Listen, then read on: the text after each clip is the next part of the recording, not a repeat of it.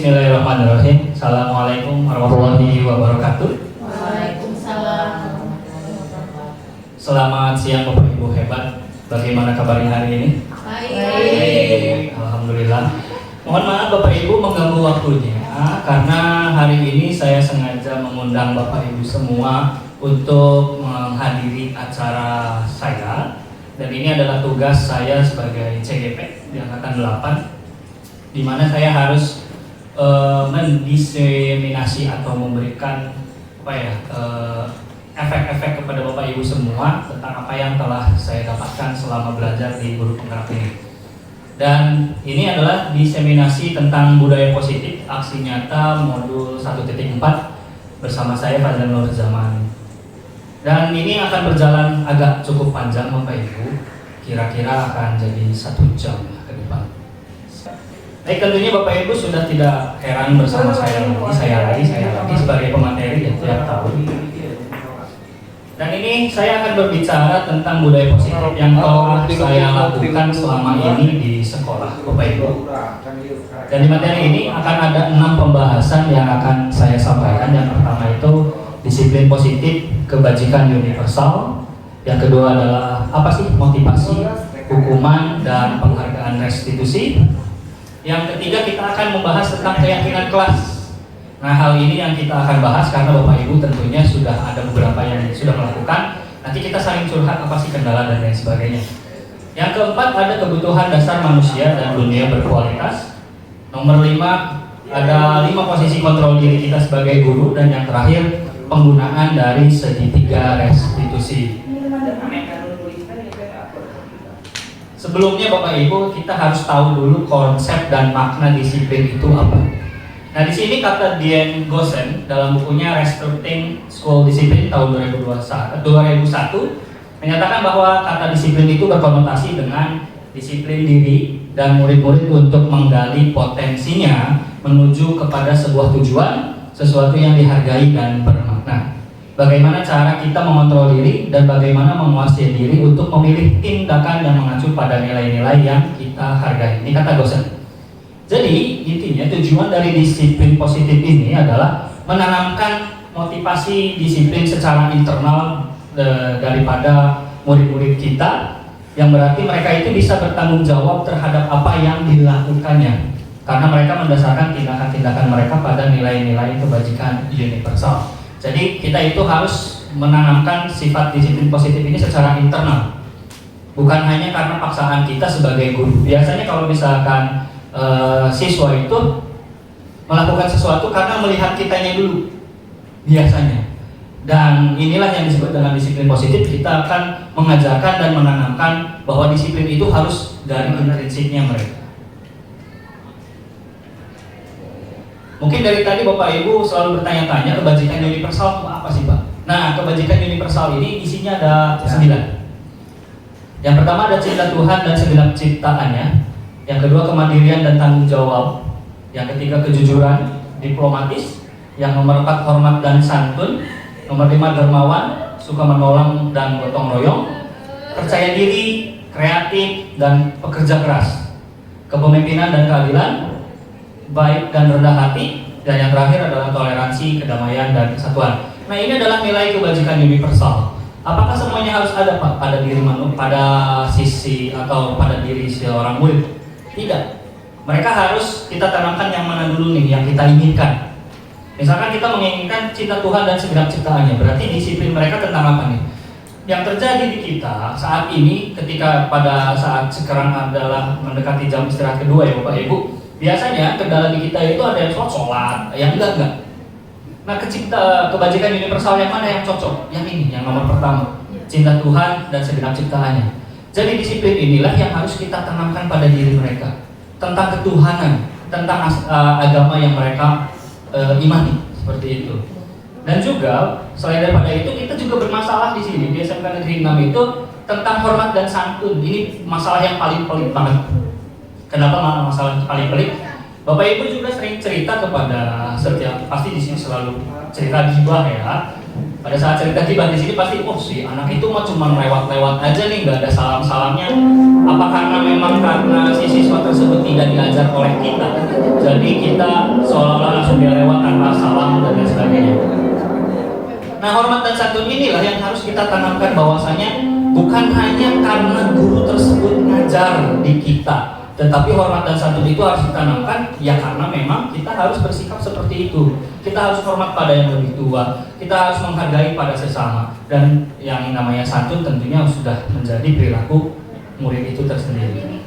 Selain daripada itu, kita juga harus memilih yang mana lagi. Nah, nilai-nilai kebajikan universal inilah yang harus kita tanamkan, Bapak Ibu.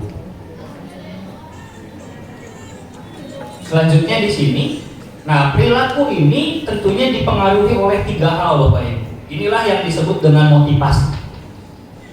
Sebelum kita berbicara tentang murid, kita berbicara diri kita sendiri ya Bapak Ibu. Selama ini Bapak Ibu sudah bertahun-tahun menjadi guru di SMK Negeri 6 Kuningan, tentunya punya motivasi tersendiri nih. Kita refleksikan diri kita sendiri, kita masuknya yang mana? Yang pertama itu ada motivasi menghindari ketidaknyamanan atau hukuman. Ada misalkan di sini Bapak Ibu bahwa kita masuk jam 7. Nah, jam 7 ya.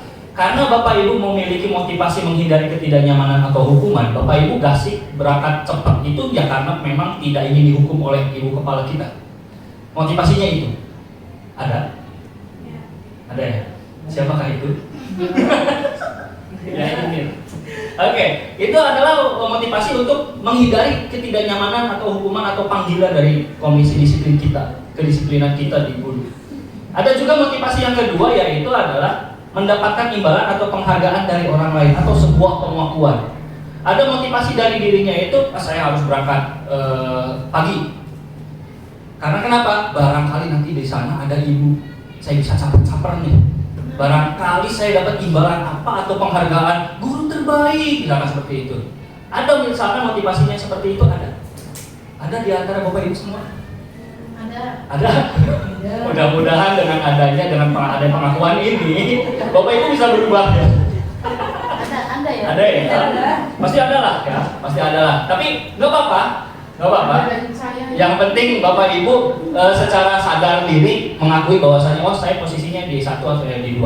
Nah, yang terakhir ada motivasi yang terbaik ini adalah menjadi orang yang Bapak Ibu inginkan dan menghargai diri sendiri dengan nilai-nilai yang Bapak Ibu percayai. Jadi maksudnya gimana Pak? Jadi mau siapapun kepala sekolahnya, mau jam berapapun kita jam masuk, kita itu tidak pernah memandang itu. Karena kalau Bapak Ibu itu selalu memandang, ya saya loyalitas karena ini adalah jati diri saya. Saya datang pagi ini ya memang karena kebiasaan saya.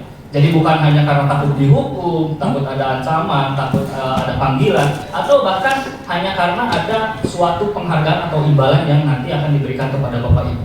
Jadi unsur motivasi yang terbaik ini adalah unsur yang nomor 3. Bapak Ibu sudah nyampe di sini? Kewajiban ya? Lebih konsisten dari kepala sekolah. Lebih konsisten. Dulu sampai sekarang masih kesiapan. Oh. Oke. Ya. Jangan dari kebiasaan, tapi memang kewajiban kita sebagai kewajiban. Ya, Oke, betul. Kewajiban. Karena memang suatu kewajiban ini agak dirasakan berat Bunda kalau misalkan kita mengacu pada ini kewajiban. Biasanya kalau kita berbicara ini wajib, malah yang wajib itu yang dilanggar. Makanya sebuah kewajiban ini kita perhalus dengan sebuah kebiasaan. Nah, mungkin dari tadi Bu Rani bilang saya konsisten dengan keterlambatan saya. Ya, tidak apa-apa. Yang penting berarti ibu itu masih ada di motivasi nomor pertama. Hanya datang pagi untuk menghindari hukuman dari ibu. Gak apa-apa. Yang penting setelah saya menginformasikan berita-berita ini, mudah-mudahan motivasi ibu-ibu, bapak-bapak di sini berubah menjadi memang motivasi internal dari bapak ibu semua. Karena seperti tadi yang Bunda Hajah bilang bahwa ini adalah motivasi yang memang wajib harus ada tanggung jawab diri kita sendiri.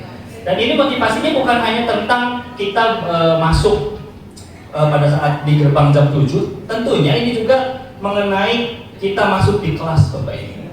Dan mohon maaf 1 jam ini saya ganggu dan ini sudah diizinkan oleh Ibu Kepala Sekolah. Bapak, udah mau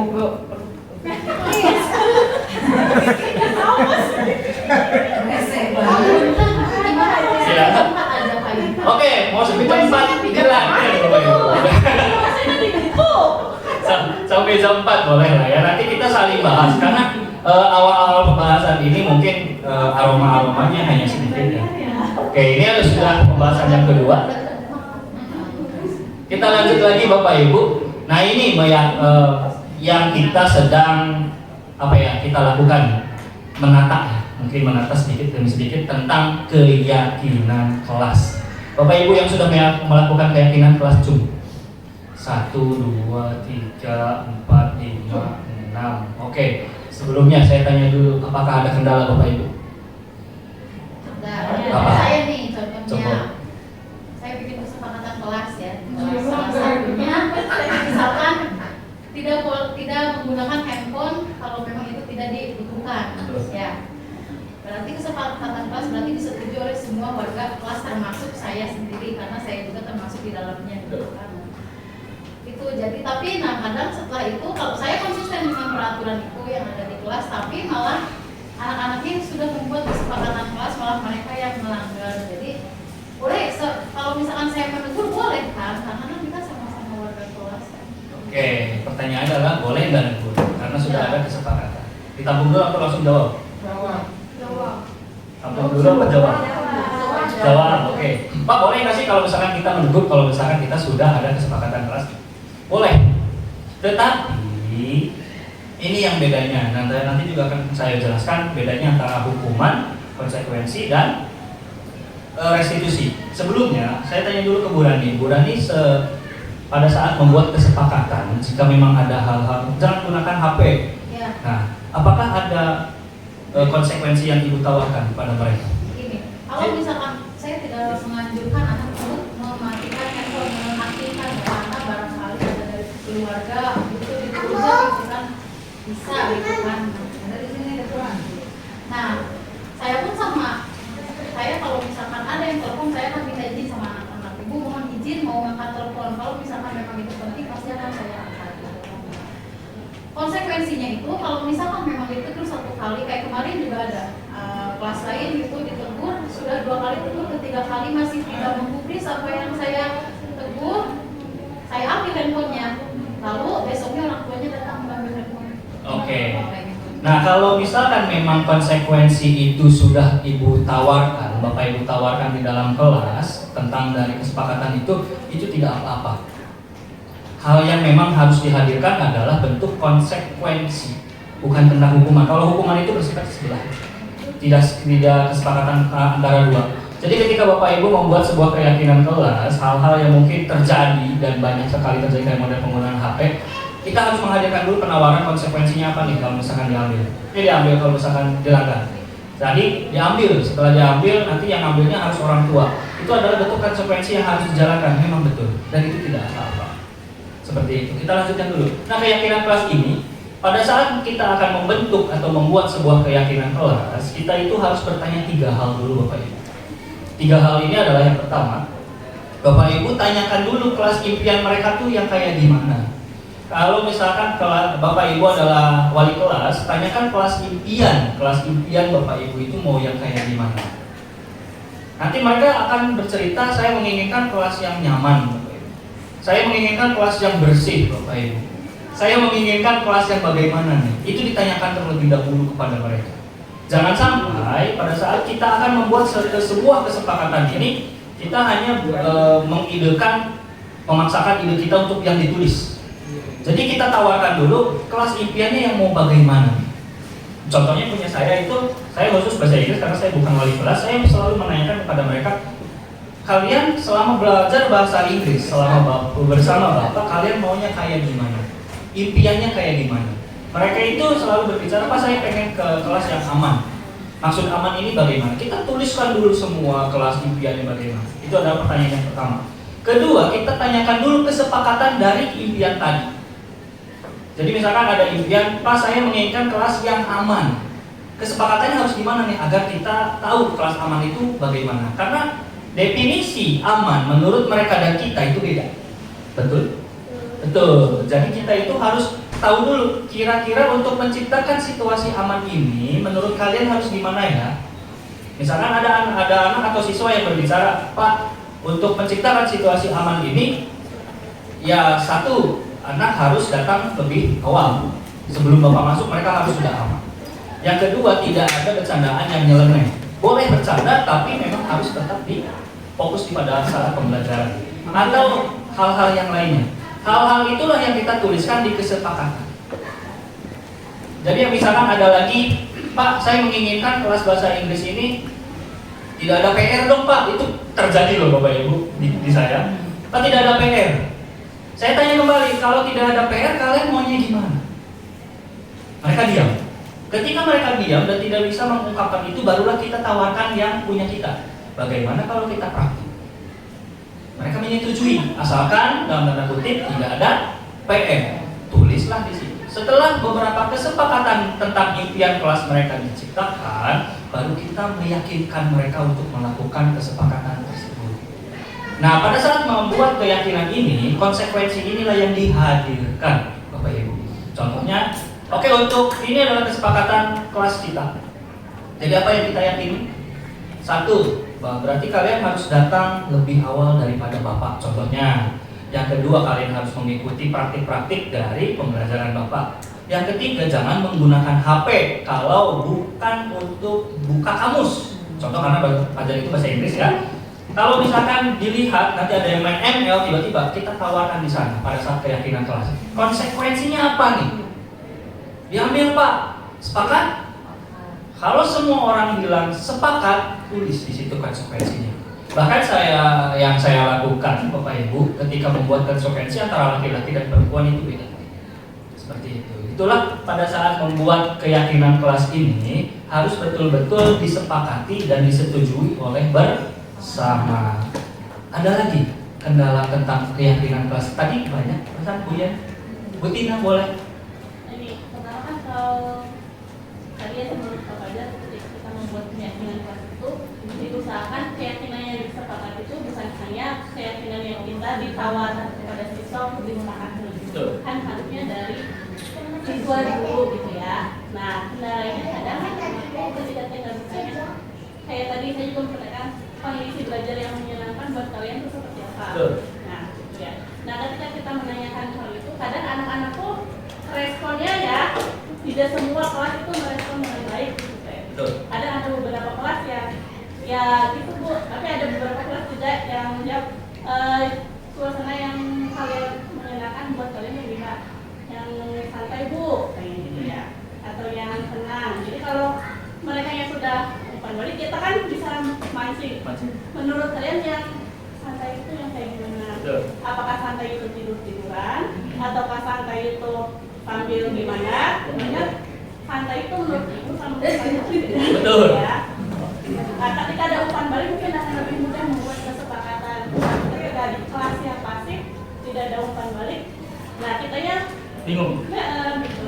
Jadi pada akhirnya mau apa ya kesepakatan kelas itu dari kelas dan bukan hanya menyodorkan kita yang menawarkan kesepakatan untuk disepakati, gitu. Tapi pada akhirnya terpaksa gitu kita yang menawarkan duluan gitu karena respon dari sumbernya ada bahkan pasif itu kendalanya. Oke. Ini terjadi Bu di kelas 10. Kalau nggak salah di KV 2 di kelas pelajaran pribadi untuk yang kelas bahasa Inggris. Pasif Bu, betul. Ya. Kenapa bisa pasif? Kita harus tanya dulu dalam diri kita, kenapa ini anak nggak ngasih komen apapun? Pertama, ketika pasif, yang Fajar lakukan itu nggak langsung menawarkan ini, no. Tapi yang Fajar rasakan, ini kayaknya pertanyaan Fajar ini nggak nyampe nih di kepala mereka. Maksud kelas impian itu bagaimana? Kelas impian bagi mereka itu yang kelas impian yang bagaimana sih gitu, ya kan? Ini gimana jam kosong? Itu kan pasti, ya kan? Banyak banget yang bilang HP unlimited. iya HP unlimited jam kosong itu nyeletuk loh Bapak Ibu di kelas saya ya gitu. Tapi yang namanya kelas impian kita tulis aja nggak apa-apa. Namanya juga impian mereka ya. Tapi untuk dipakai atau tidak tergantung kesepakatan gitu. Nah, untuk memancing hal yang pasif ini, kita tawarkannya model gini Bu. Kalau yang Fajar lakukan, Karena bahasa Inggris dan matematika adalah pelajaran yang paling urgent sekali. Maksudnya urgent itu sangat ditakuti oleh siswa ya, betul nggak? Jadi sesuatu yang mengerikan gitu. Jadi yang Fajar tanyakan kepada mereka, kelas impian kalian bagaimana? Dia mereka diam. Yang Fajar tanyakan kedua adalah, kalian selama belajar bahasa Inggris waktu di SD dan SMP bosan enggak? Mereka jawab langsung, bosan Pak. Nah, barulah setelah kita ambil dari sana, kita ambil lagi dengan pertanyaan pematik yang kedua. Kalau bosan, kira-kira kalian mau gimana belajar sama Bapak? Atau belajar matematika sama Ibu? Jadi pertanyaan-pertanyaan pematik yang sekiranya mereka mengungkapkan isi hati mereka tuh, belajar yang nyaman tuh begini. Mereka menginginkan belajar matematika seperti ini. Kalau misalkan ada yang tulisan jam kosong, kalau misalkan ada yang menginginkan jam kosong, Bapak Ibu kira-kira setuju nggak kalau misalkan ada impian seperti itu? Tidak. Kenapa? Nah kalau misalnya kalau ada yang namanya jam impian kelas kosong, jam kosong gitu ya, kita tulis tapi tidak disepakati. Kenapa? Khawatirnya Bapak Ibu kalau kelas ini jam kosong disepakati, nanti justru mereka akan meyakininya jam kosong itu, kesepakatannya itu. Jadi kita tawarkan dengan bahasa kita yang, iya kita senang banget kan jam kosong, ya senang banget itu. Tapi kita harus membawa keyakinan pada intrinsik mereka datang ke sini ini untuk apa? Untuk belajar. Jadi kita lebih menekankan. Jadi kita tanyakan kembali, apakah jam kosong ini penting atau tidak? Saya yakin jawabannya adalah tidak. Nah itu mungkin untuk memancing hal atau kelas yang pasif, Bu. Jadi lebih kita dalami dulu. Ini kenapa pasif? Apakah pertanyaan kita yang terlalu tinggi, bahasa kita yang terlalu tinggi atau gimana? Kalau misalkan memang terlalu tinggi, kita rendahkan dulu dengan pemantik. Dulu belajar matematikanya kayak gimana? Mereka tuh pasti ngomong bosen Bu, pusing Bu, dan lain sebagainya. Nah baru kita pertanyaan pemantik, kalau biar nggak pusing gimana? Biar nggak bosen gimana? Pasti saya yakin mereka meskipun pasti banyak banget yang bilang, Bu ada games dong meskipun di matematika. Itu dihadirkan Bapak. Ice breaking yang begitu.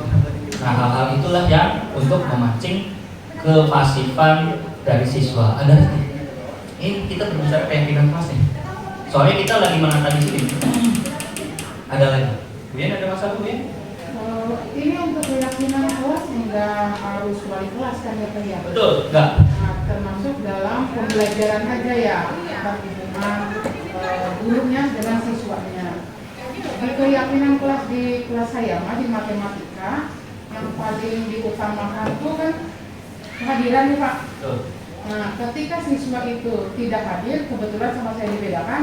Kalau alfa dari pagi berarti A-nya A besar, kapital. Kalau memang pas pelajaran saya tidak masuk, sedangkan tadi pagi ada, itu A kecil, artinya kabur. Dan keyakinannya itu di kelas, ketika pertemuan berikutnya, maka dapat sanksi. Cuman kendalanya Pak, siswa malah tambah nggak mau masuk. Gitu, karena ada Bapak dikasih sanksi sama guru manajernya, gitu. Padahal itu hasil kesepakatan. Apakah boleh kesepakatan itu kita rubah lagi ketika di tengah-tengah? Boleh, boleh. Jadi begini Bapak Ibu, kalau misalkan ada biasanya siswa itu cuma sepakat, deal, tahu-tahu, Ya, apakah kesepakatan ini bisa berubah Bapak Ibu? Bisa. Jika memang kesepakatan keyakinan mereka ini tidak benar-benar mereka yakini dan jalani, kita tengah-tengah jalan bisa dirubah lagi. Kita tanyakan kembali, maunya apa sih sebetulnya? Mereka tuh maunya gimana? Kita arahkan pada hal-hal yang positif lagi. Ya, itulah bertujuan dari konsekuensi. Nanti enak loh Bapak Ibu kalau misalkan ada satu pelanggaran dari keyakinan kelas ini dilanggar, kita tinggal tanya konsekuensinya apa. Konsekuensinya apa? Beda lagi dengan hukuman. Nah, siswa itu merasa tidak sepakat dalam dirinya karena mereka ini bukan keinginan saya, keinginan mereka. Jadi kita tanya lagi, maunya apa? Maunya bagaimana? Seperti itu. Apakah harus diubah? Kalau jika memang perlu dan disepakati oleh bersama, ubah untuk mencapai titik kenyamanan antara kita sebagai guru dan mereka sebagai murid. Jadi tidak serta-merta ya sudah diyakini, ya udah ini keyakinannya. Apakah tengah jalan dirubah? Boleh. Beda lagi dengan keyakinan sekolah. itu beda. Kalau keyakinan sekolah itu pembentukan secara global. Tapi untuk keyakinan kelas khusus wali kelas dan keyakinan kelas khusus MAPO itu bisa dirubah semau ibu sesuai kesepakatan Bapak Ibu semua. Begitu. Ada lagi? Ada lagi? Tidak ada. Baik Bapak Ibu. Nah ini yang Fajar jelaskan tadi. Ini bedanya antara hukuman, konsekuensi, sama restitusi. Yang pertama Bapak Ibu, hukuman. Hukuman ini biasanya bersifatnya itu sepihak. Kalau misalkan ada kita sebelum mengenal keyakinan kelas Bapak Ibu pasti kalau misalkan ada anak yang nyeleneh, hukuman itu pasti spontanitas, betul? Iya. Ibu mau pengen kamu keliling Jogja? Keliling Jogja. Baru ya. Ibu mau tahu, pokoknya kamu begitu. Nah itu yang namanya hukuman. Nah, efek dari kita memberikan hukuman secara spontanitas tanpa adanya kesepakatan terlebih dahulu Bapak Ibu, yang ada tuh dari siswa itu ada efek dendam. Duh, males banget nih ketemu guru ini. Duh, males banget sih ketemu sama ini. Jadi efeknya itu dendam. Ada efek rasa tidak terima dari dalam dirinya. Karena kenapa? Karena kita tidak menggali potensi kesalahannya. Misalkan kesalahan dia tuh apa sih? Bawa HP nih dipakai. Kita tanya dulu nih potensi kesalahannya sampai benar-benar dia sadar bahwa itu adalah salah. Baru kita layakkan hukumannya atau konsekuensi daripada pelanggaran itu. Jadi kalau misalkan kita HP, kita langsung, kamu tahu kan kesalahannya gitu gini-gini, kita nggak tanya secara dasar dan mendalam, itu efeknya adalah itu anak masih. Jadi menjalani hukumannya itu padahal itu konsekuensi dia ya, itu agak setengah. Seperti itu efek dari hukuman. Dan seringnya tidak berkaitan dengan kesalahan yang dilakukan. Contoh, ini anak datang terlambat. Dihukumnya nih bersihin WC. Nyambung nggak? Enggak. Yang sekiranya nyambung apa? Oh, datangnya jam 3 pagi. Betul. Harus gasek.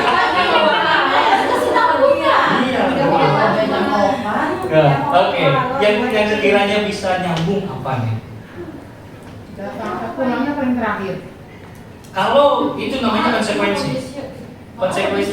Kalau misalkan kamu datang telat, pulangnya harus telat. Ya, itu namanya konsekuensi. Dan itu harus berkesepakatan seluruh keluarga SMK Negeri 6 Kuningan. Tapi Bapak Ibu, hukuman mencuci WC membersihkan WC itu bisa terjadi jika dari awal kita sudah memberikan penawaran konsekuensi. Apakah nyambung? Memang nggak nyambung, tapi inilah yang disebut dengan hukuman, hanya untuk bersifat sementara. Nah, kita ke yang kedua adalah konsekuensi. Kalau konsekuensi ini adalah bentuk hukuman, sama-sama bentuk hukuman, cuman ini bentuknya sudah terencana. Kenapa terencana? Karena ini sudah disepakati. Iya, yang ada di kesepakatan kelas. Betul. Nah kemarin kita pengumuman, saya sendiri khususnya, saya pengumuman pada saat MPLS saya bicara tentang rambut. Nah pada saat rambut, kalau misalkan masih panjang dalam 2 minggu ini, ketemu bapak konsekuensinya apa? Botakin langsung Pak, dan kejadian Bu. Datang ya udah karena kita sudah konsekuensi, dia pun menerima, iya Pak karena saya salah, dia langsung botak, langsung sesuai. Seperti itu namanya konsekuensi. Nah ini nyambung lagi dengan pertanyaan Bu Yeyen. Bagaimana Pak kalau konsekuensi itu tidak jalan? Ini yang terakhir adalah restitusi. Nah restitusi ini proses menciptakan kondisi bagi murid untuk memperbaiki kesalahan mereka, sehingga mereka itu memiliki karakter yang lebih kuat lagi, yang sadar diri lah, taruhlah begitu. Jadi kalau misalkan konsekuensi ini nggak jalan, kita tanyakan lagi pada orang yang bermasalah, maunya apa, maunya bagaimana. Jadi ditanya dulu nih, konsekuensinya mau berubah, Pak, apakah konsekuensi itu bisa jadi perorangan? Bisa, meskipun bentuknya tidak kelas, tapi dengan catatan ini adalah konsekuensi hanya untuk kamu, karena kamu yang menginginkan ini. Untuk yang lainnya masih bersifat bersama, seperti itu. Selamat datang Pak Hasan. Nah ini Bapak Ibu, ini adalah tabel perbandingan antara hukuman, konsekuensi, dan restitusi. Kalau hukuman itu sesuatu yang menyakitkan, harus terjadi. Contohnya bagaimana? Ini biasanya bentuk hukuman itu bisa fisik, bisa verbal. Bentuknya kita nyakitin anak. Contohnya anak telat mulu gitu ya. Kita bentuknya hukuman. Push up, Bapak nggak tahu 50. Itu nyakitin. Ya, apalagi bentuknya begini. Apa namanya tuh?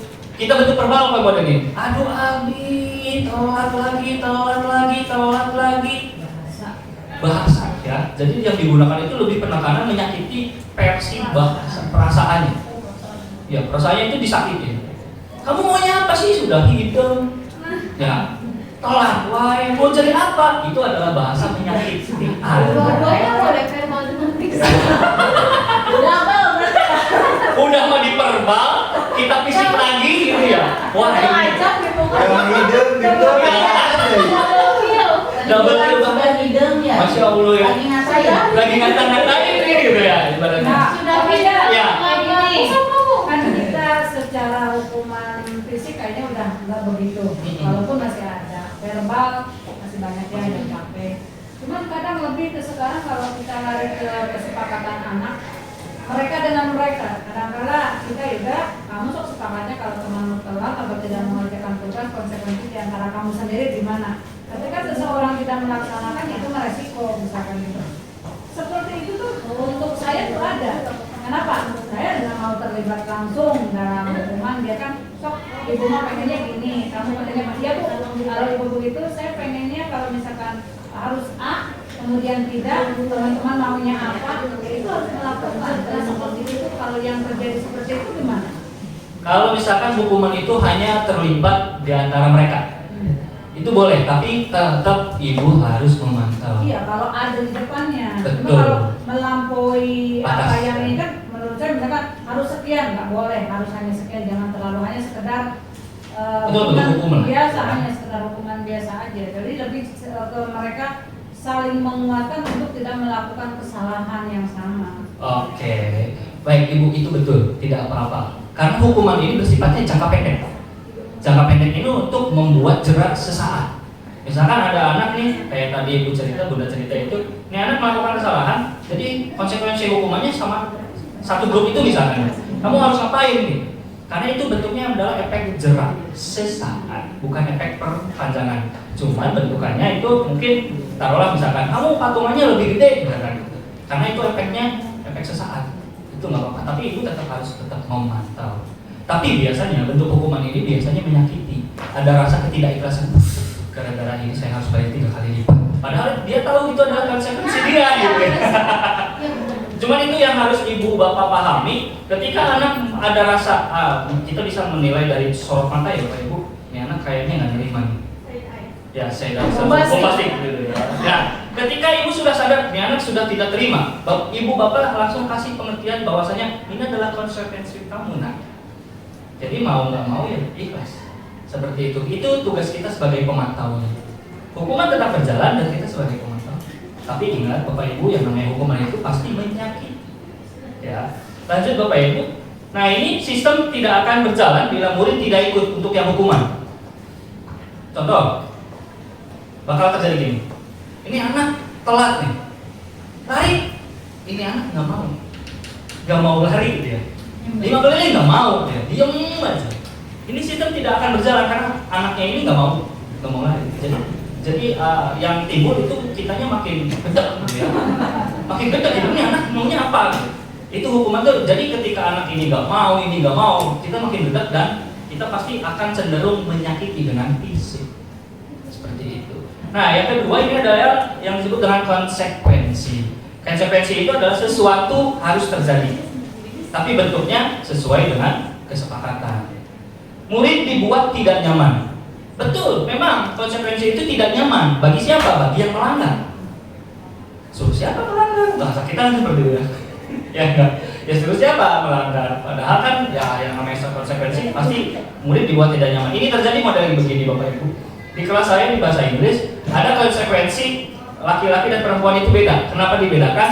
Karena saya ngerasa kalau ini disamaratakan, perempuan itu ngerasa tidak nyaman.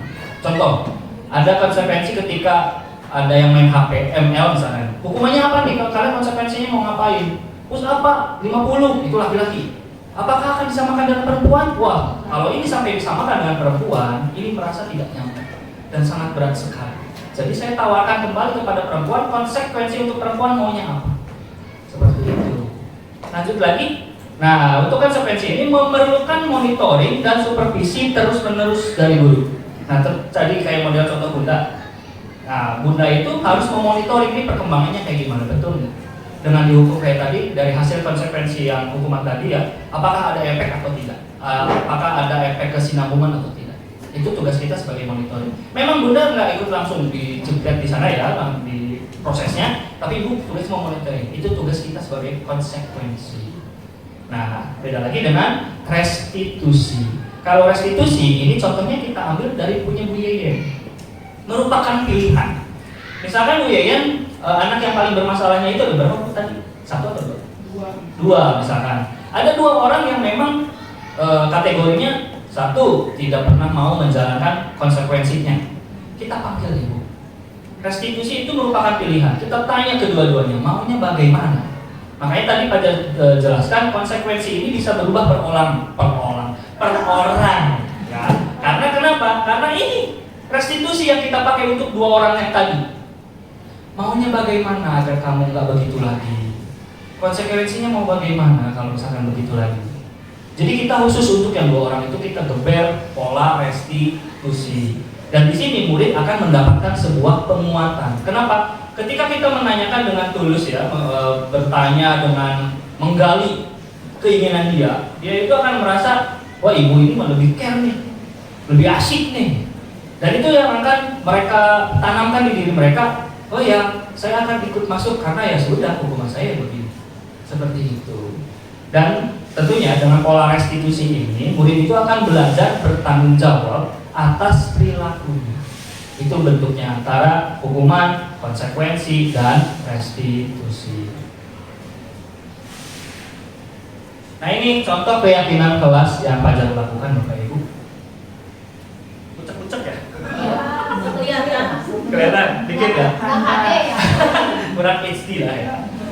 Di sini ada penawaran yang saya Bapak Ibu, ada kelas impian. Kelas impian. Ini contohnya sebutin dulu ya. Mereka itu menginginkan ini Bu, bersih, santai, adanya humor, jam kosong sampai ditulis ya, karena ini impian mereka. Terus ada bahasa Pak, bahasa yang digunakan karena saya bahasa Inggris. Terus easy Pak, easy-nya dalam tanda apa nih? Kita kan nggak tahu ya easy-nya apakah sabun atau ada lampainya gitu ya. Terus Pak nggak ada PR dong, sampai saya tulis semua karena ini adalah impian-impian mereka. HP untuk translate, boleh minum, diskusi Pak, boleh nyontek Pak, belajar serius. Nah, tentunya ini adalah impian-impian yang mereka ungkapkan. Setelah impian ini capai, kita tulis, kita geser ke tengah Bapak Ibu. Ke tengah ini adalah bentuk kesepakatan yang nantinya harus mereka yakini bersama. Nah di sini ada pada saat membuat kesepakatan. Dari kelas impian ini kita tanyakan, untuk menciptakan kelas bersih dan nyaman dan santai, kalian harus ngapain? Mereka menulis yang pertama, piket harus siap siaga Pak. Jadi ketika saya masuk, mau nggak mau ya bersih. Begitu. Bukan untuk saya aja, tapi untuk mereka dalam mencapai kenyamanan di kelasnya. Dan lagi, untuk boleh pakai HP untuk translate. Nah di sana ada tulisan konsekuensi. Paling kecil, tapi nggak kelihatan karena ada kabel. Di situ HP diambil berapa hari sesuai kesepakatan. Kalau misalkan mereka ya udah Pak diambil, tapi jam pulang kita ambil, tidak apa-apa. Tapi harus ada yang lain lagi. Kita pakai restitusinya di situ. Jangan pernah mengulangi kesalahan itu kembali. Kita ngobrol berdua. Kenapa sih kamu tadi pakai HP? Kenapa kamu begini? Kita pakai restitusinya di situ. Agar mereka merasa, oh iya, saya salah menggunakan HP pada saat jam Bapak untuk bukan translate bahasa Inggrisnya. Begitu Bapak Ibu. Baru yang terakhir di sini, yang paling unik Bapak Ibu, nggak ada PR dan ada waktu untuk persiapan praktik. karena saya lebih cenderungnya ke praktik. Jadi sebetulnya tidak ada jam kosong Bapak Ibu, tapi seolah-olah saya menghadirkan jam kosong di sini. Dengan cara apa? Ya, persiapan praktik. Bahasanya lebih halus. Persiapan praktik. Padahal tidak menyediakan jam kosong. Gak ada PR, padahal ada Bu.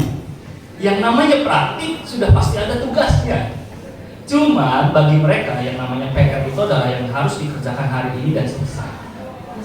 Tersirat. Kalau saya itu lebih cenderungnya bagaimana? Oke, mereka pengennya tidak ada PR, dibuat seolah-olah tidak ada PR, padahal ada. Dikemas dalam bentuk praktik. Begitulah saya, jahatnya saya. Oke, itulah saya ya. Nah, pembeda tersurat dengan tersirat. Betul. Jadi kita harus mengolah bahasa, Bapak Ibu. Jadi yang namanya kesepakatan itu, mereka inginnya apa, tapi kita inginnya apa nih? Kita bahas, kita ulas dalam bentuk, dikemas dalam bentuk bahasa yang lugas dan tersirat. Itu saya. Dan tentunya di sini Pak boleh minum nggak? Boleh. Saya tulis di situ boleh bawa minum. Boleh bawa minum, asal jangan es cekek. Asal Bapak minta. Dan asal sediakan juga buat Bapak. Oke. Nah, untuk bawa minum ini saya persilahkan karena kenapa saya juga kadang-kadang bawa minum untuk relaksasi Bapak Ibu. Dengan catatan tidak boleh es cekek. Jadi selama belajar nggak boleh nyekek begini. Nggak boleh gini, Ya. Jadi wajib banget pakai botol gitu, pakai karak gitu ya. Asalkan memang tidak mengganggu konsentrasi mereka selama belajar. Kadang ada siswa yang memang otaknya itu harus didoping sama minum tuh ada Bu. Udah saat nih minum on lagi. Ada yang begitu. Saking hausnya mungkin ya. Saya pikirnya harus gorengan pakai bubur. Itu mau makan dong salah. Daripada dehidrasi minum kan. Nah itu, jadi kita itu menghadirkan situasi nyaman tuh seperti itu. Bahkan ada siswa yang bertanya, Pak boleh apa sih, memoy permen enggak? Nah untuk itu enggak. Kenapa? Karena takutnya caplak-caplak dan itu mengganggu siswa yang lain. Nah ini adalah contoh keyakinan kelas bahasa Inggris yang saya buat Bapak Ibu. Di dalam kesepakatan ini baru kita yakinkan kepada mereka bahwa ini harus dilaksanakan oleh mereka. Harus betul-betul diyakini oleh mereka. Disepakati, setelah disepakati baru diyakini. Nah, Bapak Ibu, adapun siswa kita yang memang nyeleneh ya, dalam tanda kutip nyeleneh. Ada banyak Pak. Banyak. Banyak siswa kita yang memang nyeleneh. Siswanya yang ini, siswa yang aktif ini di dekat siswa aktif. Ya. Siswanya lain, Siswanya. yang aktif itu. Oke. Nah kadang ada siswa yang nyeleneh nih Bapak Ibu. Kadang kita sudah bikin kesepakatan, kita sudah bikin konsekuensinya apa seperti tadi Bu Yeyen ya. Karena mereka ini ada salah satu kebutuhan dasar mereka yang tidak penuhi, yang tidak mereka terpenuhi. Siswa yang dalam tanda kutip ajaib atau yang unik kan kita sebut ya, jangan bandel, unik aja. Siswa yang unik ini terkadang mereka melakukan keunikannya itu karena merasa ada kebutuhan dasar di dalam dirinya yang tidak terpenuhi. Nah contoh misalkan kata Bu Rani, cari perhatian. Kita udah tahu nih anak nih cari perhatian. Kira-kira dari 5 dasar kebutuhan dasar manusia ini, yang mana yang cocok? Kasih sayang dan rasa diterima. Nah kebutuhan dasar ini Bapak Ibu, setiap manusia itu wajib banget terpenuhi. Kalau 5-5-nya terpenuhi, insya Allah anak itu akan stay cool, kalem, alami. Anak cemara banget gitu ya. Kayak saya insya Allah. Nah tapi kalau misalkan ada satu saja ya yang di sini tidak terpenuhi oleh dirinya, contoh misalkan ambil yang kesenangan. Di dalam sini kesenangan. Kalau rasa kesenangan dia tidak terpenuhi ketika saat belajar bersama Fajar, ya, senang-senang banget, dia pasti tidur. Iya. Pasti itu. Karena kenapa? Karena rasa kesenangannya itu terbentur. Bosan banget nih belajar begini-begini aja, nggak ada game, nggak ada apa gitu. Karena rasa kesenangannya itu yang tidak dia dapat. Akhirnya kalau nggak tidur ya ganggu temennya. Ada game juga tidur, berarti nggak ada motivasi untuk belajar tuh. Sebel sama ibu. Kalau misalkan kita game udah dihadirkan Pak, tapi ini anak masih aja begini. Berarti permasalahannya adalah yang nomor 2, rasa diterima. Oke, kita garis bawahi begini Bapak Ibu. Siswa sebandel-bandelnya, ketika kita ingat namanya, ketika kita nyebut namanya, dalam hatinya itu senang banget. Kayak model, asik, meskipun saya bandel, saya diterima nih sama ibu ini. Karena kenapa? Siswa bandel itu dulu pengalaman saya yang masih bandel, Bapak Ibu. Ketika ada guru yang mengingat, Pacar, sini dong, gitu. Itu rasa, ya Allah, saya dibutuhin nih, gitu. Ya Allah, saya dibutuhin, padahal saya bandel, gitu ya.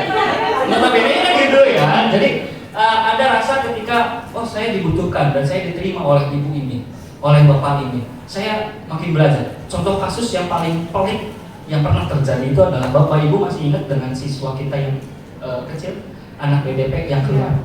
Siapa namanya? Iya, Rizky Julianto. Rizky Julianto. Oke, Rizky Julianto ini saya masih ingat Bapak Ibu. Dia itu bermasalah karena nomor 2, kasih sayang dan rasa diterima. Jujur Bu, Bapak Ibu di sini ngegibahin Rizky itu, wow, macam-macam ya. Apalagi wali kelasnya lah, berani ya. Gibahnya nggak udah jelas loh. Kesel ada, ya. Kesel pasti pengen. Gitu. Pengen jitak dan lain sebagainya gitu. Pengen rasanya ngehukum dan lain sebagainya gitu ya. Bahkan banyak banget informasi-informasi yang saya terima. Rizky itu di pelajaran 1 tidur, 2 nggak pernah masuk, 3 kabur-kaburan. Dan itu sering saya dengar. Tapi anehnya Bu, melawan anak perempuan, jadi tidak pandang fisik ya, tidak pandang bulu gitu. Tapi anehnya Bapak Ibu, di tiap pelajaran saya ini yang namanya Rizky selalu hadir, selalu ada, selalu nyimak apa yang saya jelaskan. Ternyata ketika saya iseng nanya ke Rizky, kenapa sih kamu di pelajaran Bapak ini, punten Bu, saya sebutkan nama adik Bu. Ya, kok nggak pernah ada, kok kamu tidur? Sampai ada kalimat jujur dari dia, saya nggak pernah, dia sama Bapak. Saya nggak pernah, dia aku bagaimana?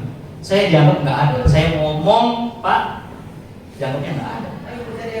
Itu adalah rasa diterimanya yang hilang dari dia. Begitu. Jadi pasti cenderungnya adalah bikin hal-hal yang nyeleneh di kelas. Pasti gangguin temennya lah, pasti gangguin siapapun itu, atau bahkan bisa jadi mengganggu pembelajaran itu sendiri. Begitu. Nah, bertahan hidup, kasih sayang dan rasa terima, penguasaan, kebebasan dan kesenangan. Nah, Pak, untuk penguasaan yang bagaimana? Penguasaan ini biasanya bentuknya itu ini anak selalu ingin dikejar oleh kita, selalu ingin dikejar oleh kita, merasa menang kalau misalkan dia yang dikejar gitu. Banyak kan di kita ya, gitu ya. Itu merasa wah asik, saya menguasai ibu ini untuk terus-terusan mengejar saya. Jadi apa yang terjadi, dia terus-terusan begitu sampai akhirnya ketika ketemu baru kita lakukan restitusi, itu aja. Diomongin baik-baik dan lain sebagainya. Kasus yang terjadi adalah anak saya yang namanya Iqbal. Pada saat wali kelasnya saya, alhamdulillah aman, sejahtera, terkendali. Sekarang oleh Pak Ade, begitu lagi. Umat lagi penyakitnya.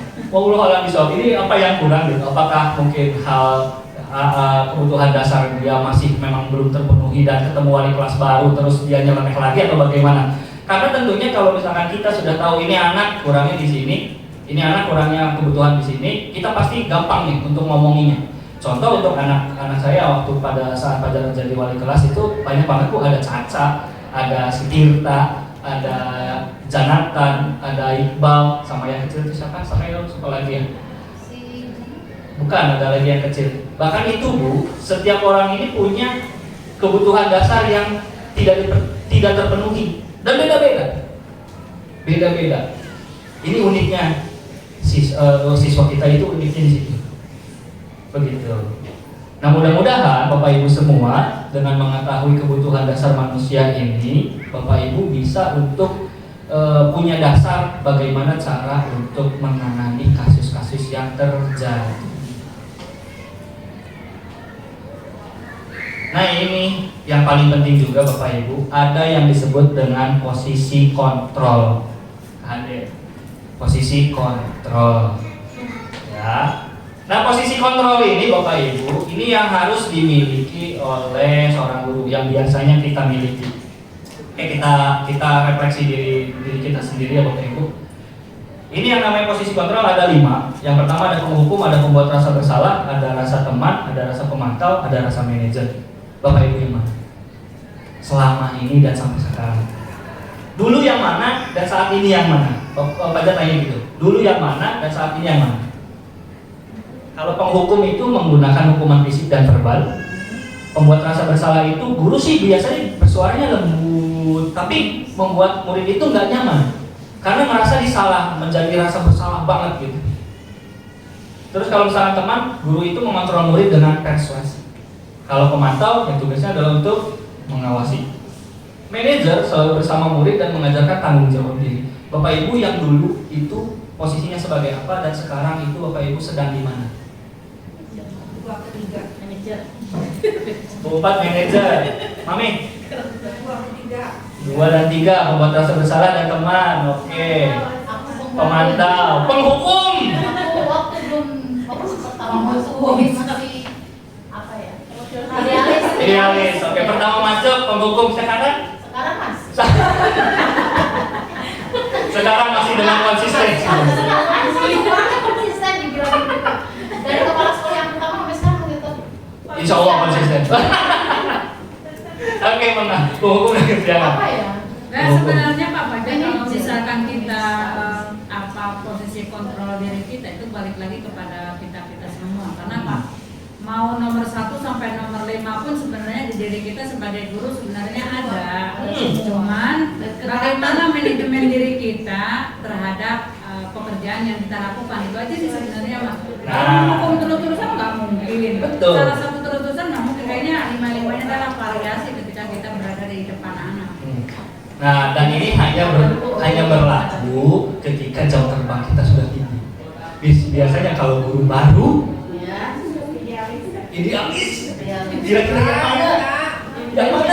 Yang mau yang mana? Nggak boleh aja. Ya, kalau kita sebagai guru yang jam terbangnya udah tinggi 5 tahun ke atas, Bapak Ibu, 5 hal posisi kontrol guru ini Bapak Ibu pasti sudah mengalami semua. Iya. Betul? Iya. Betul ya? Tapi Bukan betul lagi, tapi masalahnya kayak gini Pak Fajar. gimana? Orang semakin tua justru semakin bijaksana karena dalam pengalaman yang panjang dengan melihat situasi yang ada itu semuanya akan menjadi di dalam pola pikirnya itu mesti akan cenderung apa ya, kalau udah sepuh kayak saya mungkin lebih mengayomi aja, kalau misalkan untuk marah-marah mungkin berani ya. Kita cocok buat menghukum kan.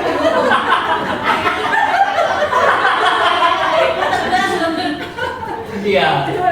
Dan nanti juga lama-lama berani nggak akan seperti itu, seiring dengan usia saja akan berubah. Sudah berkurang bun Iya, kayak udah mulai. lebih.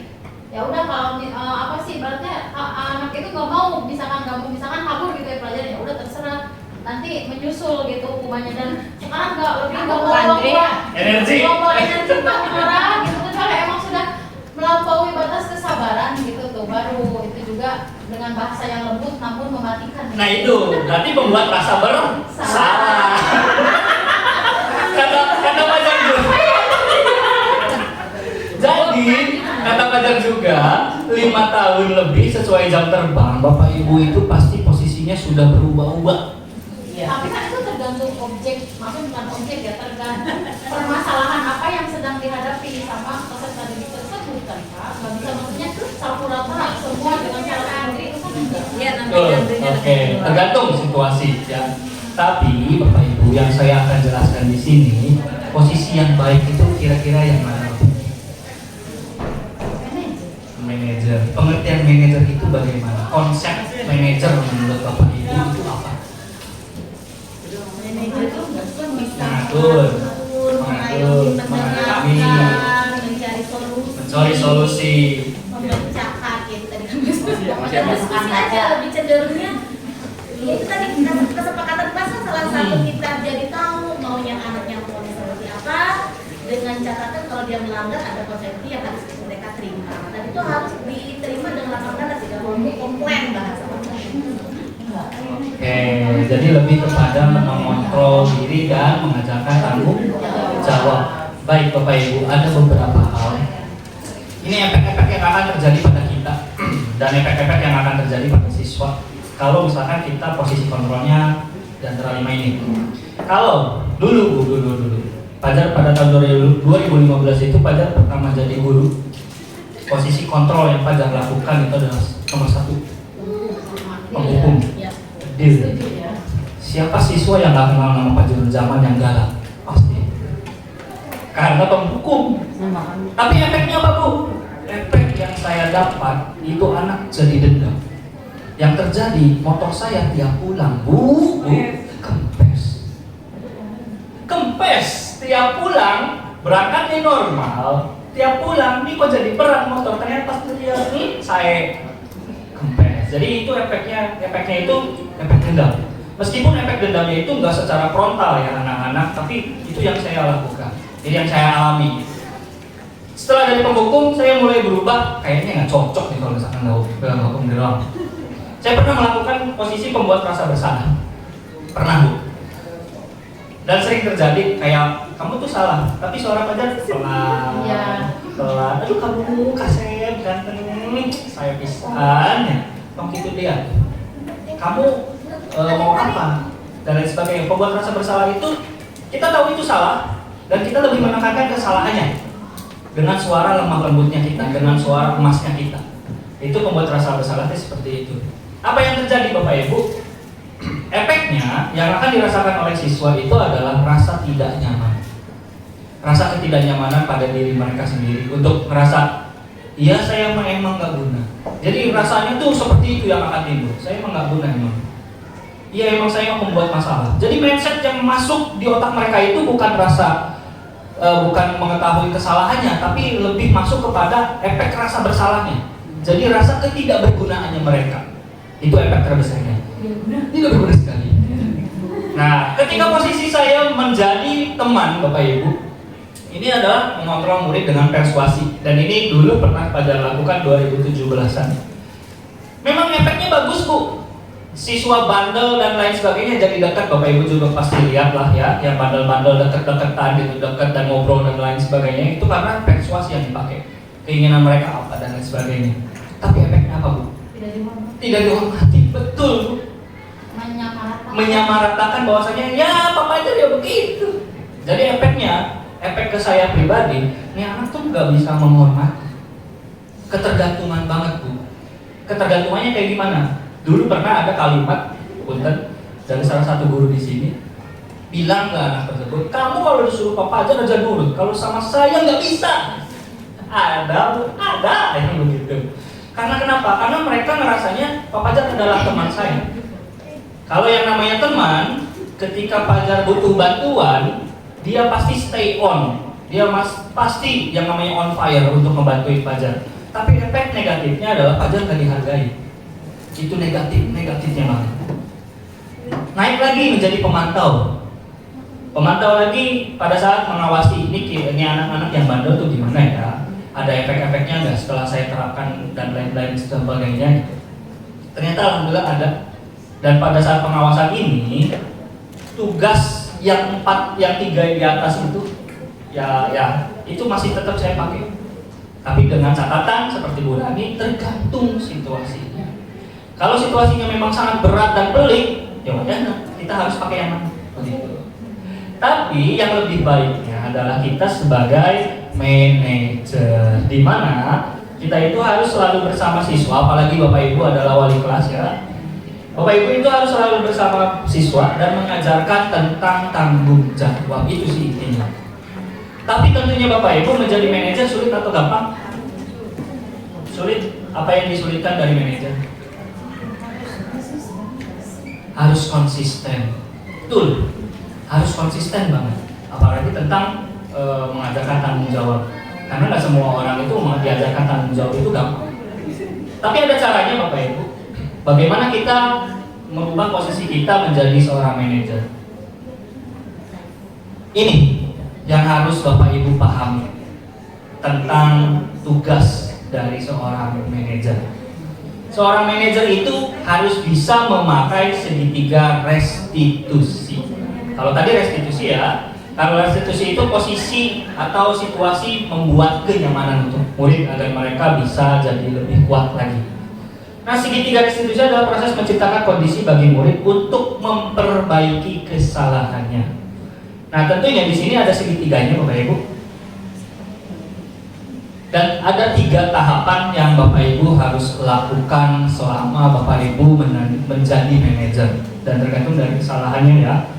Tergantung dari kesalahannya. Yang pertama, tahapan pertama itu adalah menstabilkan identitas. Yang kedua adalah validasi tindakan yang salah. Dan yang ketiga adalah menanyakan keyakinan yang tadi telah dirubah. Oke, kita lanjut. Bagaimana caranya, Pak? Nah, ini cara yang pertama adalah menstabilkan identitas. Nah, menstabilkan identitas ini adalah bagian paling dasar untuk mengubah identitas anak dari orang yang gagal, yang rasanya gagal karena kesalahannya, menjadi orang yang sukses. Sukses di sini adalah dia berhasil untuk menyadari kesalahannya dan mau berubah. Itu adalah kategori suksesnya ya. Jadi suksesnya bukan karena duit, bukan. Jadi suksesnya bisa berubah. Anak yang melanggar peraturan karena mencari perhatian adalah anak yang sedang mengalami kegagalan. Nah, contoh kalimat yang biasa kita pakai pada saat menstabilkan identitas itu begini. Contoh, ada siswa yang selalu datang terlambat. Contoh misalkan begitu. Ketika anak terlambat, kita pasti geram dong. Ini anak sering banget terlambat nih. Kita ada kalimat begini. Yanto, kamu kok terlambat lagi hari ini? Ya tidak apa-apa sih. Terlambat memang hal yang wajar. Bukan kamu saja kok. Itu adalah validasi identitas di mana kita seolah-olah bukan kamu doang. Karena kalau misalkan kita nunjuknya dia doang, dia langsung enggak. Kita harus mengglobalkan dulu seperti itu. Karena tidak ada manusia yang sempurna. Setiap orang itu pasti melakukan kesalahannya dong. Nah, nanti setelah kalimat itu keluar, kalimat menstabilkan identitas ini keluar, barulah kita naik di tahap validasi tindakan yang salah. Nah, validasi tindakan yang salah ini adalah setiap tindakan kita dilakukan dengan suatu tujuan, yaitu memenuhi kebutuhan dasar manusia yang tadi ada 5. Jika kita memahami kebutuhan dasar apa yang mereka perlukan, tentunya kita akan bisa menemukan cara-cara yang efektif untuk memenuhi kebutuhan tersebut. Nah, tadi kita sudah menstabilkan identitas. Kita gali tentang kesalahannya. Kalimatnya gimana, Pak? Ada contoh model ini. Ya nggak apa-apa. Kesalahan itu hal yang wajar dan itu bukan kamu aja yang terlambat. Di sini Bapak tidak akan membahas kesalahan kamu. Bapak sudah bosan. Tapi kamu datang terlambat pasti ada alasannya. Kenapa? Nah, ini adalah validasi tindakan yang salah. Jadi digali. Barangkali saja Bapak bisa bantu kalau memang masalahmu bisa diungkapkan ke Bapak. Jadi kita gali tuh validasi tindakan yang salah sampai dia sadar bahwasanya terlambat memang salah, tapi ada alasannya seperti itu.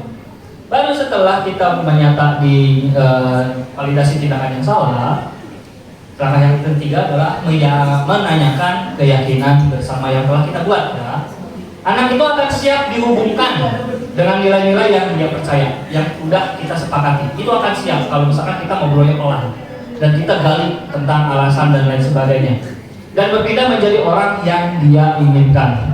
Pertanyaan-pertanyaan yang memungkinkan murid untuk kembali meyakini apa yang dilakukannya salah dan harus diperbaiki. Tadi setelah kita tanyakan, setelah kita validasi tindakan yang salahnya apa, baru kita tanyakan kembali. Kamu tahu kan? Kamu masih ingat nggak keyakinan sekolah kita apa atau keyakinan kelas kita apa?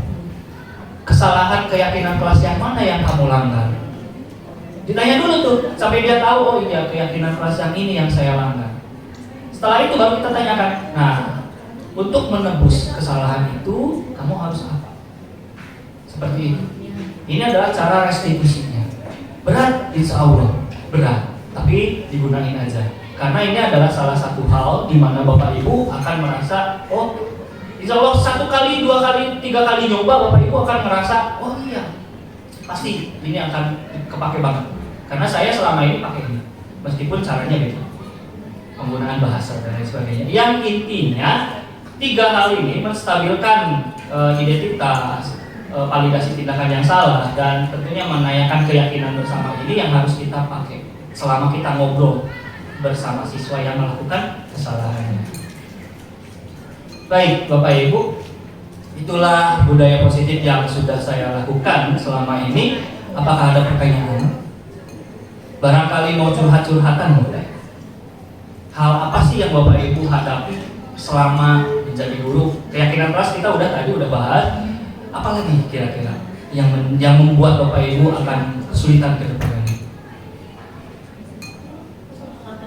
Kesepakatan kelas, menjalani kesepakatan kelas. Nah, ketika Bapak Ibu sedang menjalani kesepakatan kelas dan ada siswa yang melanggar, pakainya kita sepakat ya Bapak Ibu, kita akan memakai segitiga restitusi.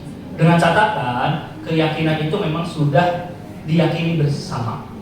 Dan tentunya bukan masalah yang berat. Seperti itu. Pak, apakah segitiga restitusi harus dilakukan di setiap permasalahan? Mungkin itu jadi pertanyaan Bapak Ibu ya. Segitiga restitusi bisa digunakan kapan saja sesuai kondisi. Pak, kalau enggak karena masalahnya berat, kita nggak usah pakai itu bagaimana? Nggak pun nggak apa-apa. Tapi yang penting, validasi tindakan yang salah itu harus minimal yang itu. Poin yang kedua, agar dia itu tahu kesalahan apa yang telah mereka perbuat. Seperti itu. Baik Bapak Ibu, apakah ada pertanyaan kembali? Cukup? Cukup.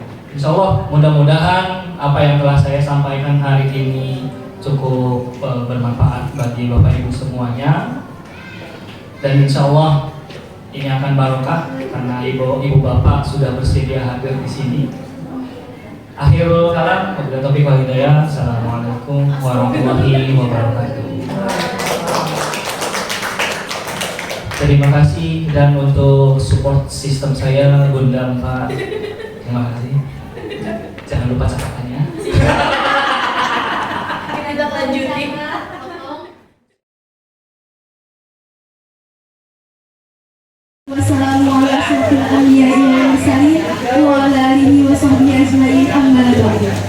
Perkenalkan, nama saya Nazwa Ilahiyah sebagai moderator. Saya akan membacakan CV pemateri dari Bapak Fajar Nurjaman MPD kepada Bapak Fajar Nurjaman MPD, kepadanya kami persilakan.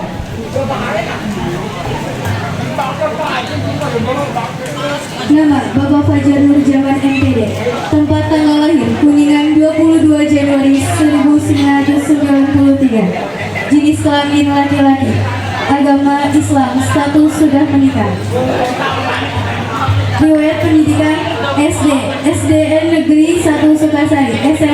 SMP Negeri 1 Mandirancan. SMA Negeri 1 Mandirancan. Perguruan tinggi Uswaga di Cirebon dan Pasca Sarjana Unindra PGRI Jakarta. Pengalaman organisasi: 1. OSIS SMP Negeri 1 Mandirancan sebagai Ketua Sekdik 1 Ketuhanan Yang Maha Esa masa jabatan 2006-2007. 2. OSIS SMA Negeri 1 Mandirancan, anggota Sekdik 3 Kebangsaan masa jabatan 2007-2008. Ketiga, MPK SMA Negeri 1 Mandirancan menjadi sekretaris masa jabatan 2008-2009.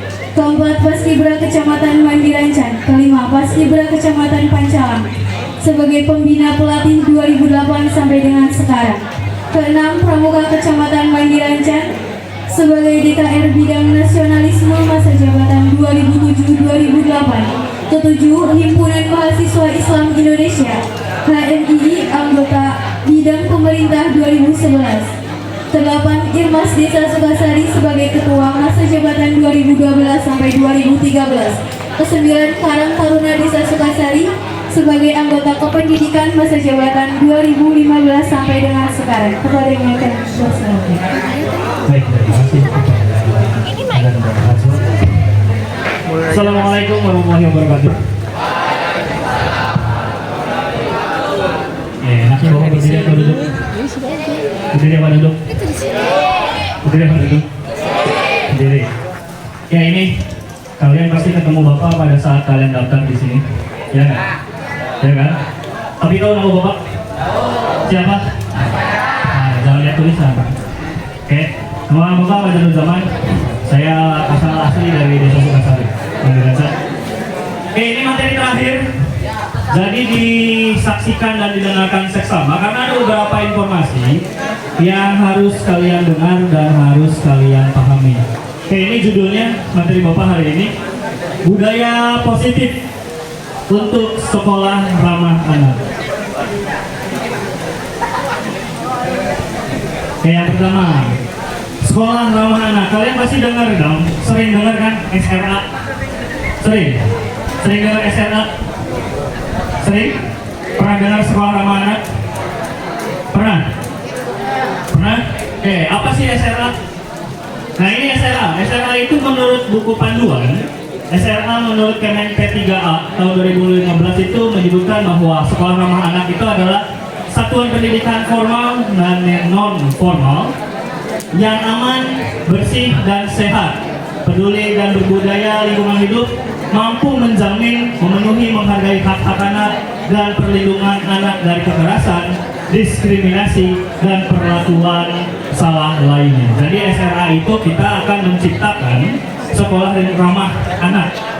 SMK Negeri 6 ini tentunya sudah menjadi salah satu sekolah yang ramah anak, di mana kita itu selalu menyajikan hal-hal yang positif untuk kalian semua.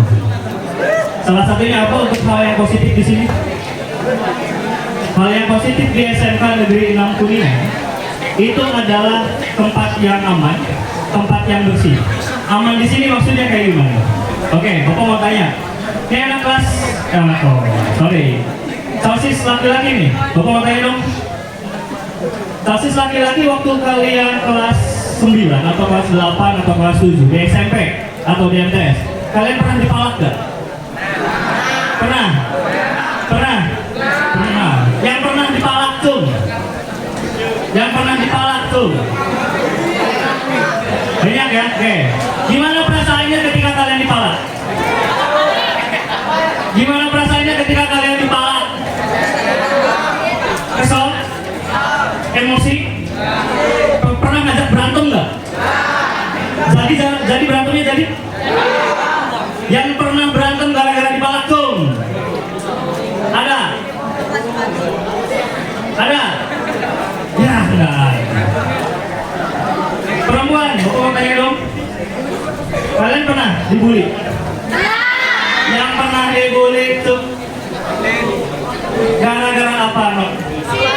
Gara-gara apa tadi? Gara-gara apa? Fisik? Bilang apa mereka ke kalian? Bilang apa? Bilang kalian gendut? Bilang kalian kurang cantik? Ada? Bilang kalian itu pendek? Ada?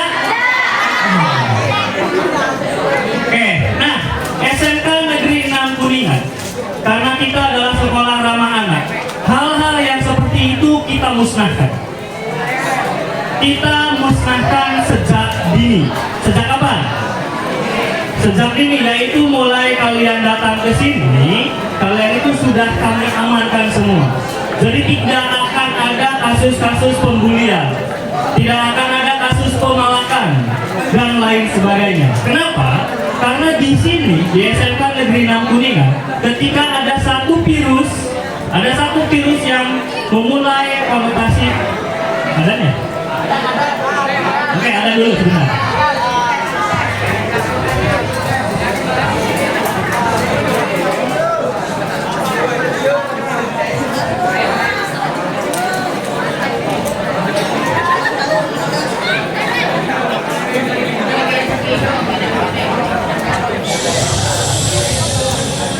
Sudah ada.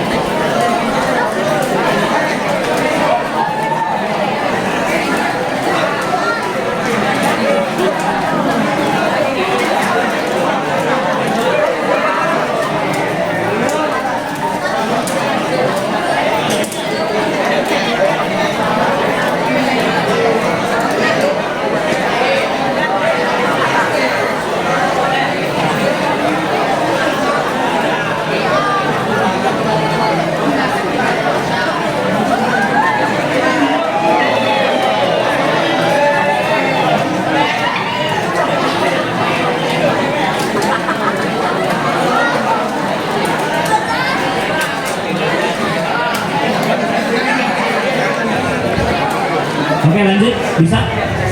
Bisa. Lebih cepat lebih baik jadi.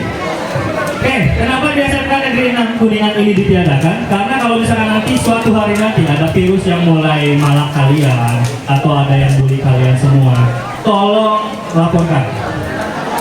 Jangan pernah kalian takut kalau misalkan Pak, kalau nanti saya lapor saya digebukin di tengah jalan. Aman. Pak, kalau saya lapor saya dibully oleh si Ana, si Anu, saya akan makin dibully. Aman. Karena kami selalu menyembunyikan identitas siapa yang melapor. Itu kenapa sekolah ramah anak harus kita ciptakan. Lantas bagaimana? Nah, ini ada beberapa aktor nih, beberapa aktor dari pembentukan sekolah ramah anak. Yang pertama itu ada lingkungan rumah atau orang tua. Yang kedua tentunya lingkungan sekolah. Yang ketiga tentunya adalah kalian. SRA, sekolah ramah anak ini tidak akan pernah tercipta kalau misalkan 3 aktor ini salah satunya tiada. Contohnya, kalau lingkungan rumah atau orang tua kaliannya tidak care terhadap kalian, kalian pasti di sekolah akan berbuat hal-hal yang aneh. Dalam tanda kutip, kalian itu pasti mencari sesuatu untuk kesenangan kalian. Lingkungan sekolah berperan aktif dalam memantau kalian, memantau dari segi gerak-gerik dan lain sebagainya. Dan kalian adalah aktor utama di sini.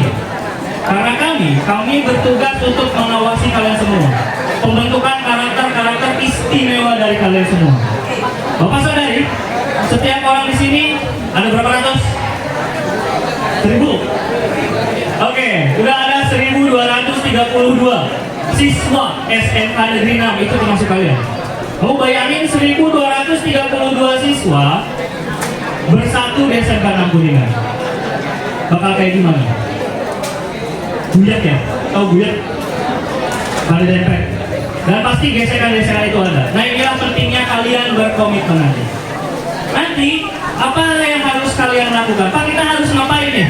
Kita kan di sini disebut sebagai aktor. Yang pertama, kalian itu harus berkolaborasi. Nah, maksudnya berkolaborasi itu bagaimana?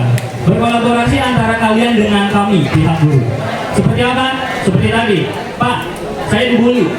Laporkan. Di sini sudah dikenalkan komisi disiplinnya siapa? Sudah dikenalkan? Oke. Di sini ada yang namanya komisi disiplin. Komisi disiplin ini adalah ada bagiannya yaitu Payuda. Ada yang tahu Payuda? Tahu ya? Nah, itu adalah bagian komisi disiplin. Kalau misalkan kalian dibully, kalian dipalak, lapor ke sana. Kalau nggak ada Payuda, ke siapa Pak? Kalau nggak ada Payuda, kalian lapor ke pembina OSIS. Siapa pembina OSISnya? Siapa pembina OSISnya? Guru. Namanya siapa? Nama pembina OSISnya siapa? Tahu? Tahu? Enggak? Namanya? Oh, namanya adalah betul Pak Diki. Nah, kalau Pak Septi itu bagian apa? Kesiswaan, Wakasetnya. Jadi kalian lapornya ke Pak Yuda. Kalau Pak Yuda nggak ada, ke Pak Diki. Kalau Pak Diki nggak ada, baru ke Pak Septi. Kita harus berkolaborasi. Tenang, nama kalian aman. Jangan pernah takut melaporkan hal-hal yang memang dilarang di sekolah kita. Yang kedua, yang harus kalian lakukan sebagai aktor dari SRA adalah berkomitmen. Kita harus berkomitmen, berpegang teguh pada perjanjian-perjanjian kita mulai hari ini. Dan yang terakhir adalah berkeyakinan. Keyakinan apa? Keyakinan bahwa kalian siap untuk berubah dan siap untuk mempunyai karakter profil pelajar Pancasila. Nah, untuk profil pelajar Pancasilanya nanti akan dijelaskan.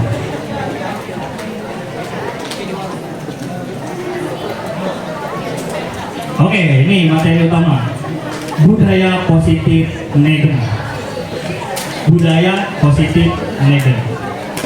Budaya positif Negeri 6. Negen itu singkatan Negeri 6.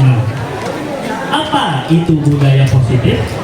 Budaya positif itu adalah nilai-nilai atau keyakinan-keyakinan dan kebiasaan-kebiasaan yang ada di sekolah yang berpihak pada kalian sebagai murid, agar kalian dapat berkembang menjadi pribadi yang kritis, penuh hormat dan tanggung jawab. Itu adalah budaya positif negeri Nam.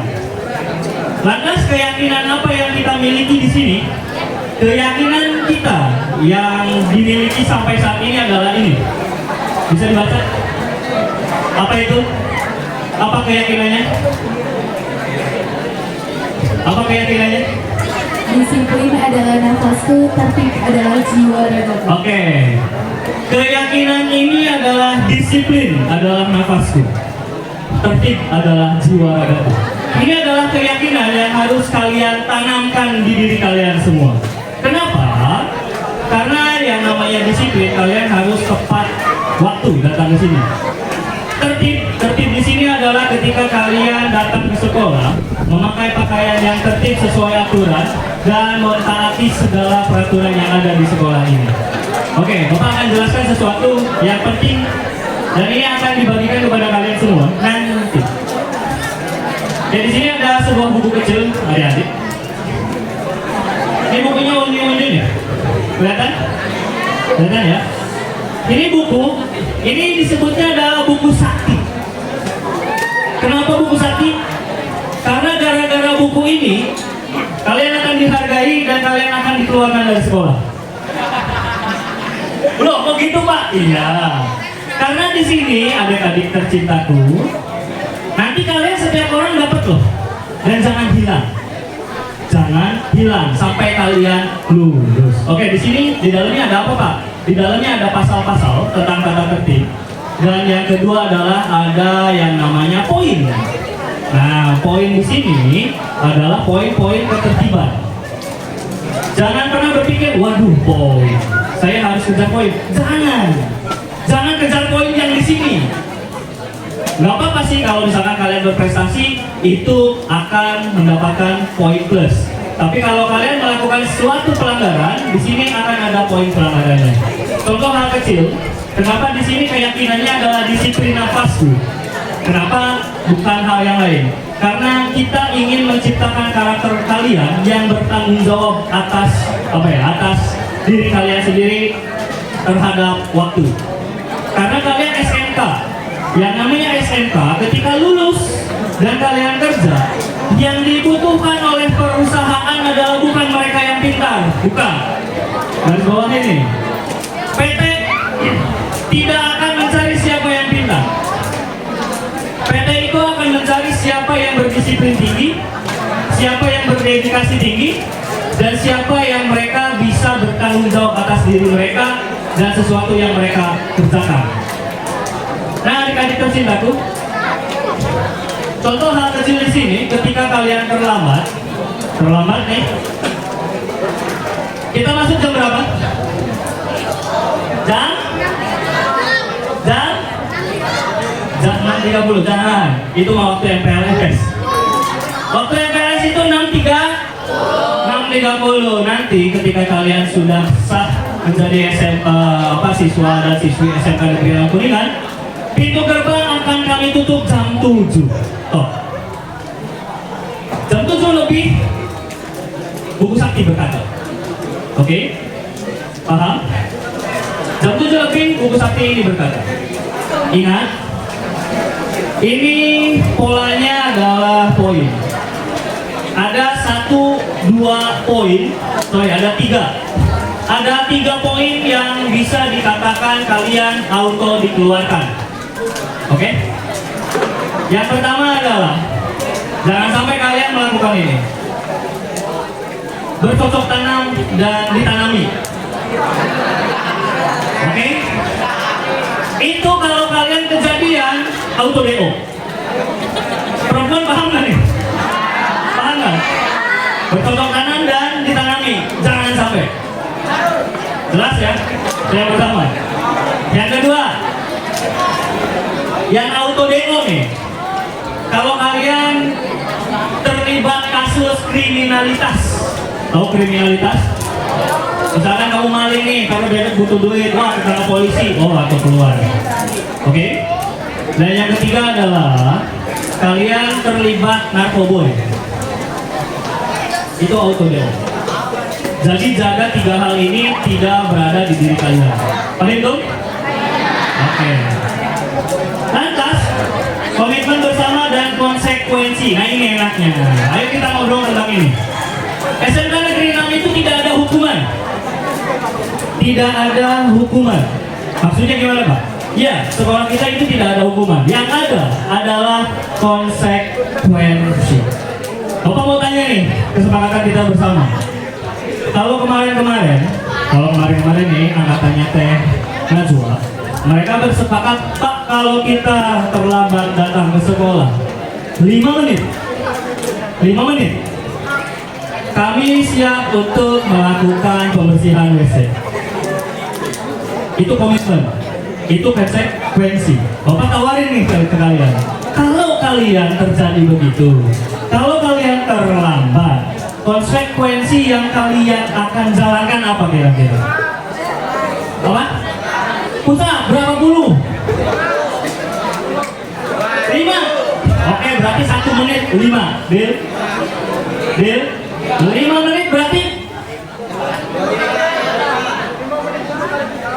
1 sampai 3. Wah, oke. Dana, konsekuensi yang asik. Kira-kira apa? Kalau kalian terlambat ngapain? Bersihin rumput, Deal? Bersihin rumput, Deal? Apa lagi? Bersihin WC, Deal? Oke, Deal nggak? Enggak? Yang Deal, kalau terlambat bersihin WC, zoom. Kalau kalian terlambat dan konsekuensinya adalah membersihkan halaman sekolah, zoom. Wah, laki baru ngomong baik ya. Ini baru ngomong aja. Yang pengen push up tuh. Masya Allah. Oke. Konsekuensinya berarti kita ambil kesepakatan laki-laki push up, perempuan. Apa? Bersihin apa? Kalau kalian terlambat, kalian pengen konsekuensinya apa? Bersihin toilet? Enggak. Bersihin halaman sekolah? Maunya apa ini? Enggak itu, enggak tahu apa maunya. Hah?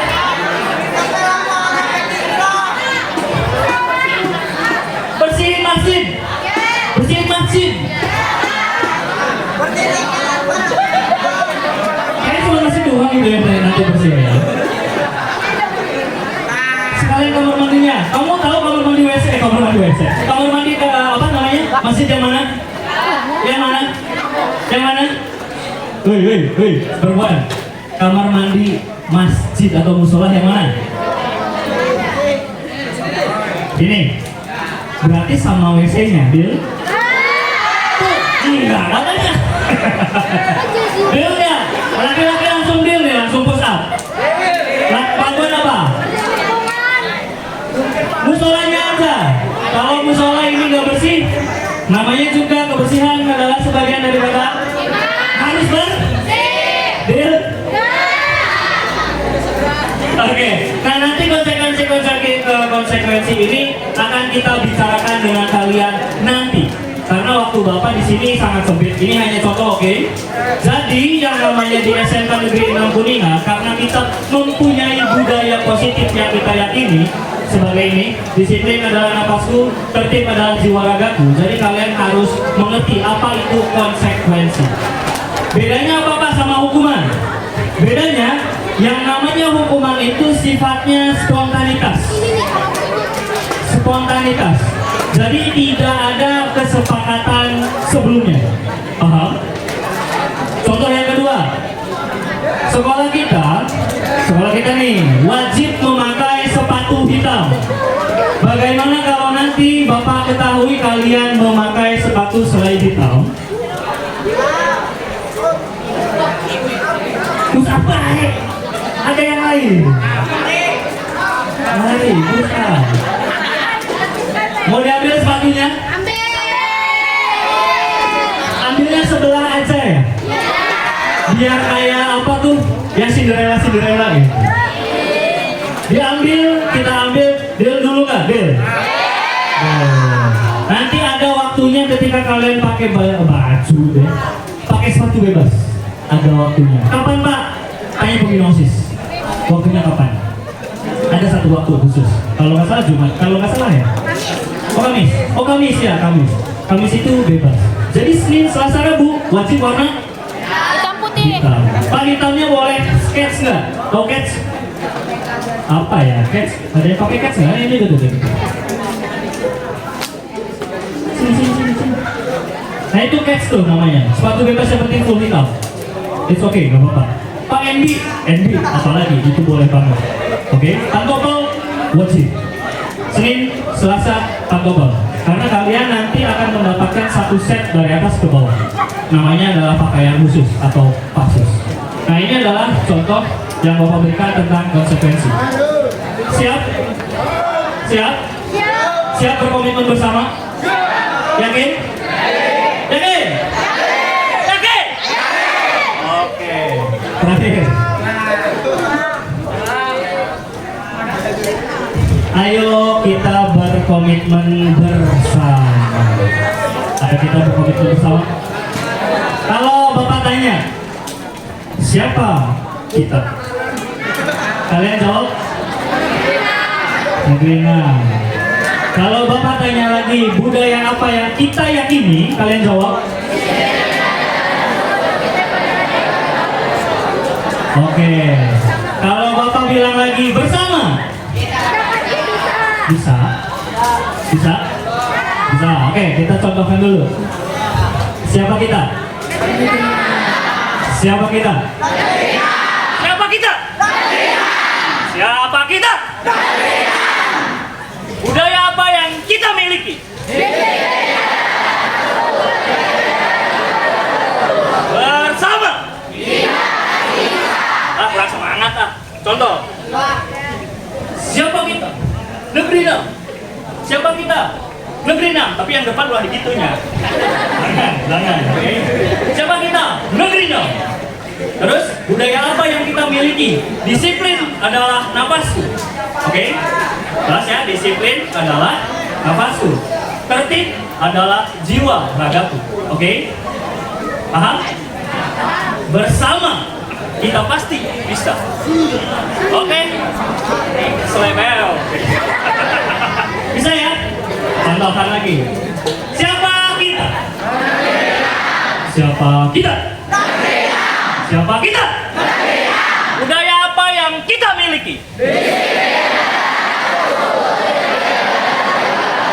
Bersama. Oke.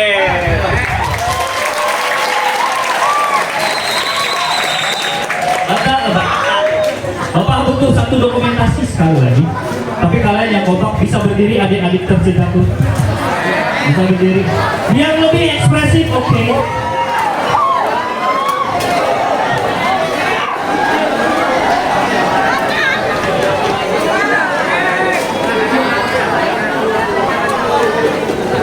Oke, ini biar kalian lebih ekspresif ya. Tolong tim dokumentasi. Tidak ya? Oke, siap. Bersiap ya? Siapa kita? Siapa kita? Budaya apa yang kita yakini?